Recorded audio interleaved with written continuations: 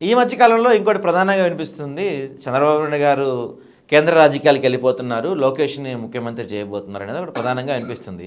So, ఇందాక నుంచి మీరు చెప్తున్న వెర్షన్ మొత్తం వింటే లోకేష్‌ని ముఖ్యమంత్రి చేసినా, దేవాంశుని ముఖ్యమంత్రి చేసినా కూడా పవన్ కళ్యాణ్ సపోర్ట్ చేస్తూనే ఉంటారా?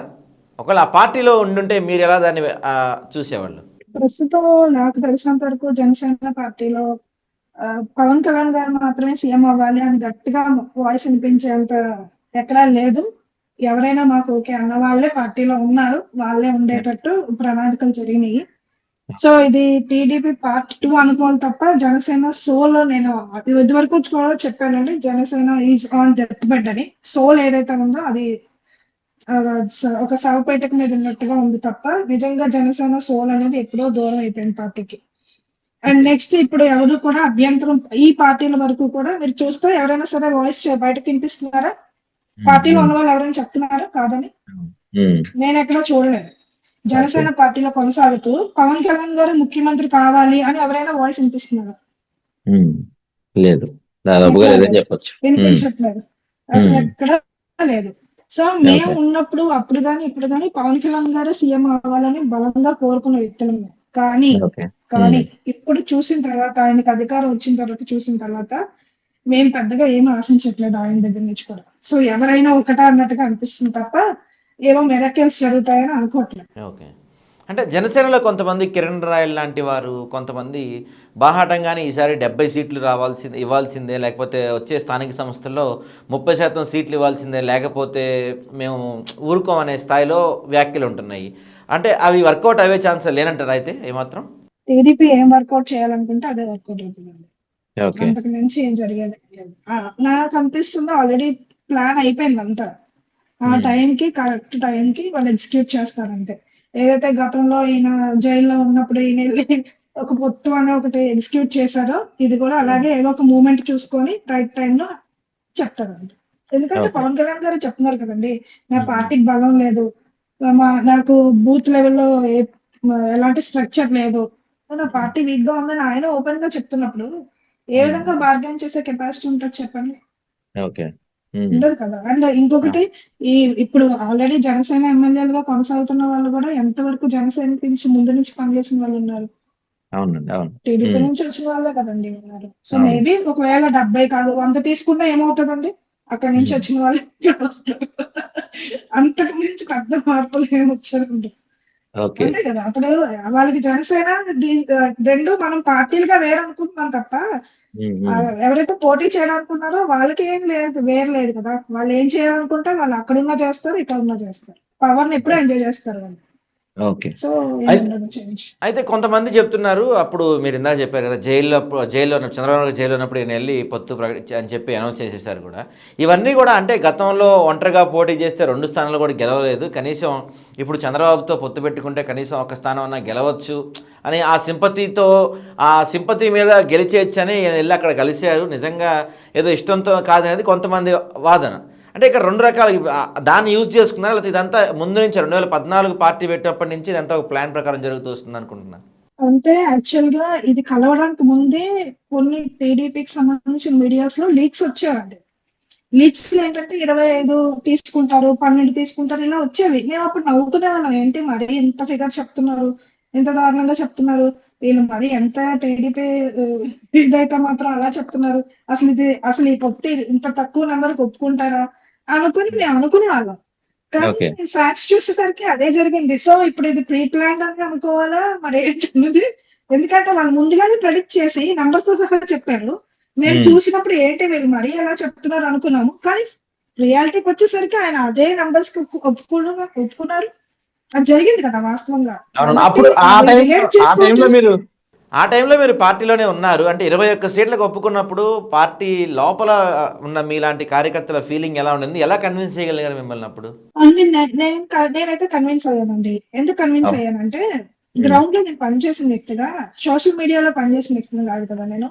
గ్రౌండ్ లో పనిచేసాను కాబట్టి నాకు రియాలిటీస్ తెలుసు. స్ట్రక్చర్ లేదు, ఆయన చెప్పింది వాస్తవం. స్ట్రక్చర్ లేదు, దానికోసం ప్రయత్నం కూడా చేయలేదు. పార్టీగా ఇప్పుడు పార్టీ నిర్మాణం చేసుకోవాలి కదా. 10 ఏళ్ళు అయింది పార్టీ పెట్టుకొని, మనం గెలవలేదు, చేయలేదు, కనీసం ఒక స్ట్రక్చర్ అయినా పెట్టుకోవాలి కదా. ఎక్కడ స్ట్రక్చర్ మీద ఫోకస్ చేయలేదు. గ్రౌండ్ లెవెల్‌లో గాని, బూత్ లెవెల్‌లో కానివ్వండి, ఎక్కడ పని చేయలేదు. అలాంటప్పుడు ఎలా గెలుస్తాం? ఓకే. ఓట్లు వేయించిన ఎలక్షన్ ఏజెంట్ తెలిసిన వాళ్ళకి తెలుసు వాస్తవం ఏంటి అని చెప్పేసి.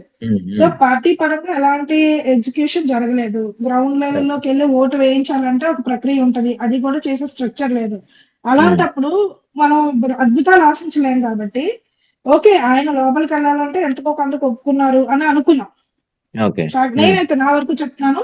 అండ్ చాలా మంది దాన్ని బయటకు వచ్చి అలా చెప్పినప్పుడు కూడా లేదు లేదు ఇప్పుడు ఉన్న పరిస్థితులు, వాస్తవ పరిస్థితులు అర్థం చేసుకొని ఆయన 2 చోట్ల ఓడిపోయారు. ఇప్పుడు మనం ఏదో కొత్తగా వెళ్ళి రాగాలు చెప్తే వినే పరిస్థితి ఉండదు. ఫ్యాక్చువల్ బేసిస్ లోకి వచ్చేద్దాం. ఆయన తీసుకున్న నిర్ణయం కరెక్టే అని అనుకున్నాం. అది వాస్తవం ఆ టైంకి. ఓకే. ఓకే. ఎందుకంటే మాకు తెలుసు కాబట్టి, గ్రౌండ్ రియాలిటీ తెలుసు కాబట్టి. So okay. రైట్. అయితే దీంతో పాటుగా మనం రీసెంట్గా చూసుకుంటే అరవ శ్రీధర్ సంబంధించిన ఒక విషయం కానీ, అంతకుముందు చూసుకుంటే మనం శ్రీశైలానికి సంబంధించి ఒక మహిళ జనసేన నాయకులకు సంబంధించిన కొన్ని అంశాలు ఇలా వరుసగా అంటే ఇలాంటి లీక్స్ వచ్చేవన్నీ జనసేన నాయకులే బయటకు వస్తున్నాయి. ఒక టీడీపీ కావాలనే ప్లాన్డ్గా జనసేనని తొక్కేయటానికో ధృతరాష్ట్ర కౌగిల్లో బంధించినట్టు జనసేనని చంపేయటానికి టీడీపీ పథకం రచిస్తుంది అని చెప్పి కూడా కొన్ని వార్తలు వినిపిస్తూ ఉన్నాయి. అంటే టీడీపీ అలాంటి ప్రయత్నాలు చేస్తుంది అనుకుంటున్నారా మీరేమన్నా? రాజకీయ పార్టీలు ఎప్పుడు కూడా అలాగే చేస్తారండి. ఇప్పుడు జనసేన ఉందనుకోండి, ఒకవేళ యాంటీ పార్టీగా ఉండుంటే టీడీపీ మీద ఎత్తులేస్తారు, అలాగే వైసీపీ మీద వేస్తారు. వైసీపీ వాళ్ళు కూడా మిగతా పార్టీల మీద వేస్తారు. ఎందుకంటే వాళ్ళకి గెలవడమే మూలం కాబట్టి. కానీ వ్యక్తిగతంగా మనకంటూ ఉండాలి కదా. సో ఇది ఏంటంటే వ్యక్తిగతంగా మనకంటూ ఎథిక్స్ ఉండాలి. రాజకీయాల్లో ఉన్నామంటే మనకంటూ మోరల్స్ ఉండాలి. సో దీని పార్టీ ఇలాంటి అంటే ఫస్ట్ ఆఫ్ ఆల్ ఇది ఇండివిజువల్ గా చూసుకోవాలి. 2 పార్టీ దీన్ని ఎలా చూస్తుంది అన్నది కూడా చూడాలి. 2 ఇంపార్టెంట్. నేను అలా చెప్తున్నా. అరవ శ్రీనాథ్ తప్పు చేసి ఉండొచ్చు. ఖచ్చితంగా అతను చేసిన తప్పే. కానీ దానికి పార్టీ ఎలా రియాక్ట్ అయ్యింది అది మనం చూడాలి. అది కరెక్ట్ గా రియాక్ట్ అవ్వలేదని ఖచ్చితంగా చెప్పొచ్చు. ఎందుకంటే ముందుగానే మీరు రాకుండా చూసుకోండి, వస్తే శిక్షిస్తామని చెప్పడం వేరు, మీరు రాకుండా చూసుకోండి అని చెప్పడం వేరు. అది కూడా కరెక్ట్ కాదు. సస్పెండ్ చేయాలి ఆయన్ని. ఎందుకంటే ఆయన డైరెక్ట్ గా అసెంబ్లీలోనే వీడియో కాల్స్ మాట్లాడారు. మరి డిసిప్లినరీ యాక్షన్ తీసుకోవాలి కదా, ఇప్పటి వరకు ఏమీ తీసుకోలేదు. సో ఇవన్నీ మరి చూడాలి. ఓకే. అంటే గతంలో మీరు జనసేనలో ఉండి పనిచేశారు, గ్రౌండ్ లెవెల్లో పోరాటాలు చేశారు. ఇప్పుడు మీరు బయట ఒక కామన్ మెన్గా ఉన్నారు. సో ఇప్పుడు మీకు న్యూట్రల్గా ఉన్నారు. సో ఇప్పుడు మీకు అంటే గత 5 సంవత్సరాల వైఎస్ఆర్సీపీ పరిపాలన, ఈ 2 సంవత్సరాల కూటమి పరిపాలన కంపేర్ చేస్తే ఎలా ఉంది? నేను ఖచ్చితంగా ఇప్పుడు వైసీపీ ఓడిపోయిందంటే ఖచ్చితంగా తన తప్పులు అవన్నీ కూడా ఉంటాయి. అలాగే ఇప్పుడు కూటమి ఎలా పరిపాలిస్తుందన్నది కూడా చూస్తున్నాం. అప్పుడు కూడా మేము వైసీపీ చేస్తున్న తప్పులు కానివ్వండి అన్నిటిని మేము క్వశ్చన్ చేసాము, ప్రజలకు తీసుకెళ్ళాము. కానీ అప్పుడు మాకెవ్వరు కూడా బెదిరించలేదు, మా మీద కేసులు పెట్టలేదు. నేనైతే డైరెక్ట్ గా ఐ న్యూస్ లో రౌండ్ టేబుల్ కాన్ఫరెన్స్ పెట్టాను మా కాన్స్టిట్యున్సీలో. అంటే ఏంటి, డైరెక్ట్ గా ఉంటాం మేము. వైసీపీ వాళ్ళు ఉంటారు, మేము ఉంటాం, డైరెక్ట్ గా ఉంటాం. టీడీపీ వాళ్ళు అయితే అప్పుడు అసలు అగ్రెసివ్ గానే ఉండేవారు కాదు, మాట్లాడేవారు కూడా కాదు. వాళ్ళు అలా ఉండేవారు అంతే. సో ఇప్పుడు మేము వైసీపీ వాళ్ళని మాకు ఎదురుగా ఉన్నప్పుడు మేము మాట్లాడేవాళ్ళం. కరెంట్ బిల్లుల గురించి కానివ్వండి, లిక్కర్‌కి సంబంధించిన విషయాలు కానివ్వండి, అలాగే రుషికొండ విషయం కానివ్వండి, ఇవన్నీ మేము డైరెక్ట్ గా మాట్లాడాం. చాలా అగ్రెసివ్ గా మాట్లాడాం. కానీ మా మీద అటాక్స్ జరగడం కానివ్వండి అవేమీ జరగలేదు. ఇన్ఫాక్ట్ మాకు ఫోన్ చేసి వాళ్ళు మాట్లాడేవారు, అమ్మ మీరు బాగా మాట్లాడారు, మాకు కూడా మీలా ఒక మహిళ ఇట్లా మాట్లాడితే బాగుంటదమ్మా, మహిళలు ఇలా రావాలి అని చెప్పి ఎంకరేజ్ చేశారు. ఇంకా మేము ఏమైనా మంచి పనులు చేస్తే కూడా మమ్మల్ని విష్ చేసేవారు. అంటే క్షేత్ర స్థాయిలో మాత్రం ఇట్లాగా ఒకరి మీద ఒకరు దాడులు చేసుకుని అలాంటి వాతావరణం అనేది నేనైతే ఫేస్ చేయలేదండి 100%. కానీ ఇప్పుడైతే కొంచెం భయపడే పరిస్థితులే కనిపిస్తున్నాయి. పార్టీలో పనిచేసిన వాళ్ళైనా సరే ఓపెన్ గా వాయిస్ వినిపిస్తే కూటమికి వ్యతిరేకంగా కొంచెం భయపడేటట్టు పరిస్థితులే ఉన్నాయి. ఎందుకు ఇలాంటి అంటే ఇంత ఎందుకు అలా చేస్తున్నారో తెలియదు. ఎందుకంటే అటాక్స్ డైరెక్ట్ గా చేసేస్తున్నారు కదండి. మొన్న చూసాం ఆయన మీద ఇంటి మీదకి వెళ్ళి పెట్రోల్ బాంబ్స్ వేసేసి ఇవన్నీ అసలు చాలా భయంగా ఉన్నాయి కదా. ఇంట్లో వాళ్ళు కూడా మాట్లాడుతున్నాం అంటే భయపడుతున్నారు నిజంగా చెప్పాలంటే. ఏంటి ఎట్లా అటాక్ చేస్తారు ఏంటి అనేసి. సో ఇలా ఎక్స్పెక్ట్ చేయలేదు నేను అయితే. ఓకే. అంటే ఇప్పుడు మీ కుటుంబ సభ్యులకు కావచ్చు, లేకపోతే మీ ఫాలోవర్స్కి కావచ్చు, మీరు చాలామందికి ప్రచారం చేస్తుంటారు. ఈ పార్టీ అధికారంలోకి వస్తే మన రాత మారుతుంది, మన భవిష్యత్తు మారుతుందని మీరు చాలామందికి మాట ఇచ్చుంటారు.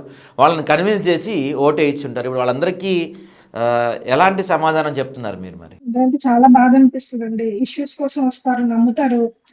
ఇట్లా చేయండి దేవి గారు అంటారు. మొన్నైతే లిటరల్ గా వచ్చి కాళ్ళ మీద పడ్డారు. వాళ్ళ వైఫ్ కి బాగలేదు అని చెప్పేసి పెన్షన్ కోసం. ఇంకా జనసేన అధికార ప్రతినిధులు కూడా నాకు ఫోన్ చేసి కాన్స్టిట్యున్సీలో కొన్ని ఇష్యూస్ ఉన్నప్పుడు ఇక్కడ ఇన్ఛార్జ్ లిఫ్ట్ చేయట్లేదు ఫోన్, మీరు కొంచెం చూడండి అని చెప్తారు. నేనైతే ఓపెన్ గా చెప్పేసాను పార్టీ వాళ్ళకి, మేము ఏం చేసే పరిస్థితి లేదు, ప్లీజ్ నాకు అలాంటివి ఏం చెప్పొద్దని. కానీ డైరెక్ట్ పబ్లిక్ కి మాత్రం అట్లా చెప్పలేం కదండి. చాలా బాధ అనిపిస్తుంది నిజంగా, చాలా చాలా బాధపడుతున్నాం. సారీ చెప్తున్నాం అంతే, ఏం చేయగలం చెప్పండి. జెన్యున్ గా మేము పార్టీకి పనిచేసాం, ప్రజల సమస్యల పరిష్కారం కోసం పనిచేసాం. కానీ ఈ రోజు కనీసం వాళ్ళ వాయిస్ వాళ్ళు అడుగుతుంటే సమాధానం కూడా చెప్పలేని పరిస్థితిలో ఉన్నాం. మేమేమి చేయలేని నిస్సహాయ పొజిషన్ లో ఉన్నాము. అందరూ పూర్ బ్యాక్గ్రౌండ్ వాళ్ళే, చేయలేమండి. అలా అని మనకు కొంతమంది ఆ, మనం చెప్తే వినేవాళ్ళు ఉన్నారు. కానీ ఒక కాన్స్టిట్యున్సీ ఇష్యూస్ ని ఇంకో కాన్స్టిట్యున్సీకి తీసుకెళ్లి ఎక్కువ చెప్పామనుకోండి, వాళ్ళు కూడా చిరాకు పడతారు కదా. ఏ కాన్స్టిట్యున్సీకి అక్కడే సొల్యూషన్ ఉండాలి. మనం ఒక బడ్డను తీసుకెళ్లి ఇంకో కాన్స్టిట్యూషన్ తీసుకెళ్తే ఒకటి రెండు చేస్తారు మనల్ని నమ్మి, లేకపోతే మనం గౌరవించి. కానీ ఎక్కువ మనం కూడా పెట్టలేం కదా. సో అలా కూడా బాగా అనిపిస్తుంది. సో ఎంతో కష్టపడి పనిచేసి ఇప్పుడు ఏవీ చేయలేని నిస్స్థాయి స్థితిలో మిగిలిపోయారా అందరూ? అంటే మీ ఒక్కరి పరిస్థితి ఇలా ఉందా? మోస్ట్ ఆఫ్ ద జనసేనలో ఎక్కువ ఇలానే ఉందా పరిస్థితి లోపల ఇంటర్నల్గా? ఆల్మోస్ట్ అందరూ అలాగే ఉందండి. అందరూ బాధపడుతున్నారు. జెన్యున్ గా పవన్ కళ్యాణ్ గారిని అభిమానించి వచ్చిన వాళ్ళందరూ కూడా మాకు బాధపడుతున్నారు. ఇది వాస్తవం. కాకపోతే బయటకు వచ్చి అందరూ చెప్పలేరు కదండి. ఎవరి ప్రాబ్లమ్స్ వాళ్ళకు ఉంటాయి, ఫ్యామిలీ ఇష్యూస్ ఉంటాయి. బయటకు వస్తే ఏం జరుగుతుందో తెలియదు, టార్గెట్ చేస్తారు పాలిటిక్స్ లో. ఎందుకంటే మీకు ఒకటి చెప్పాలి, నేను తిరుపతి అంశం గురించి ఒక ఫస్ట్ చేశాను. ఎందుకంటే ఎప్పుడైతే అది సస్పెక్టెడ్ అని వస్తే ఈయన బయటకు వచ్చి మాట్లాడేశారు కదా. తర్వాత జంతుకోవ అవన్నీ లేవని చెప్పి నెక్స్ట్ రిపోర్ట్ లో వచ్చినప్పుడు నేను వాయిస్ ఇచ్చాను. బాగా ఎక్కువగా సర్క్యులేట్ అయ్యింది. అయినప్పుడు నాకు వైసీపీ వాళ్ళు అనుకుంటాను కొంతమంది అప్రోచ్ అయ్యాను, ఫోన్ చేసి మాట్లాడారు. అంటే మెసేజ్లు పెడితే నేను రెస్పాండ్ అవ్వలేదు, నాకు ఇంట్రెస్ట్ లేదు. ఎందుకంటే ఆల్రెడీ చూస్తాం, ఒక 10 years చూస్తాం పాలిటిక్స్ ఇవన్నీ. ఇవన్నీ చేసిన లాస్ట్ కి ఇదే కదా చేస్తున్నారు, ఏ పార్టీ అయినా ఇంతే కదా, ఎందుకు అనేసి దూరంగా ఉన్నప్పుడు ఫోన్ చేశారు. ఫోన్ చేసినప్పుడు కూడా ఇలా జగన్ గారిని మీట్ అవ్వచ్చు, ఎవరికి ఫొటోస్ అవి బయటికి రావు, మీరేం చెప్పాలనుకున్నా చెప్పొచ్చు అట్లా అంటే నేను ఒకటే చెప్పాను, నేను కలవాలనుకుంటే సీక్రెట్ గా నేను కలవను, అది నా పర్సనాలిటీ కాదు, అలాంటి వ్యక్తిని కూడా నేను కాదు. నేను కలవాలనుకుంటే ఓపెన్ గా కలుస్తాను, పార్టీలో ఏదైనా జాయిన్ అవ్వాలనుకుంటే. అంతేగాని సీక్రెట్ గా నేను కలవను. సో నాకు ఆ అప్రోచ్ అయితే నాకు నచ్చదు. నాకు ఇప్పుడు ఏ రాజకీయ పార్టీ మీద నమ్మకం లేదు, ఫస్ట్ పాయింట్.